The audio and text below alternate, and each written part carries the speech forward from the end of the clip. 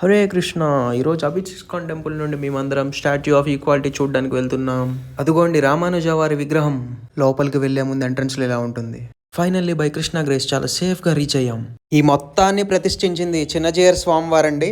ఎండ అయితే మామూలుగా లేదు, ఎందుకంటే మిట్ట మధ్యాహ్నం వచ్చాం మేము. చూసారుగా, దగ్గరలో ఒక షాప్ కనబడితే వెళ్ళి వాటర్ బాటిల్ తీసుకున్నా. ఎంట్రన్స్ టికెట్లు తీసుకున్నారు. ఇక్కడ నుండి బస్సులో వెళ్ళాలి. లోపలికి వచ్చేసాం. దర్శనంకి వెళ్తున్నాం అందరం. తిరుమలలో లాగా ఇక్కడ కూడా మొబైల్స్ నాట్ అలౌడ్ అండి. దర్శనం పూర్తి చేసుకుని బయటకు వచ్చాం. మనోడైతే చాలా ఎక్సైటింగ్ ఉన్నాడండి. ప్రసాదం తీసుకుందామని వచ్చాం. చాలా డెలీషియస్ ప్రసాదం పెట్టారండి. అంత బాగుంది. పప్పు, కూర, సాంబార్, మజ్జిగతో. అది పెద్ద జీయర్ స్వామి విగ్రహం అండి. వచ్చే ఆయన మా మెంటర్ అండి, సోనార్ గౌరంగ ప్రభు. వీడియో తీస్తున్నానని చూస్తున్నారు. దాదాపు 2 గంటలు రామానుజ గారి జీవిత చరిత్ర గురించి మాకు ఎక్స్ప్లెయిన్ చేశారండి. అందరం లోపలికి వెళ్తున్నాం రామానుజ గారి విగ్రహం దగ్గరికి. ఇస్కాన్ డివోటీస్ కదండి, ఆ మాత్రం ఉంటుంది. కీర్తనలు పాడుకుంటూ డాన్సులు వేసుకుంటూ వెళ్తున్నాం లోపలికి. ఎవరో మాతాజీ అండి, కృష్ణుడు భక్తురాలు అనుకుంటా. నేను కూడా జాయిన్ అవుతా అన్నారు. చాలా చక్కగా డాన్స్ చేశారు.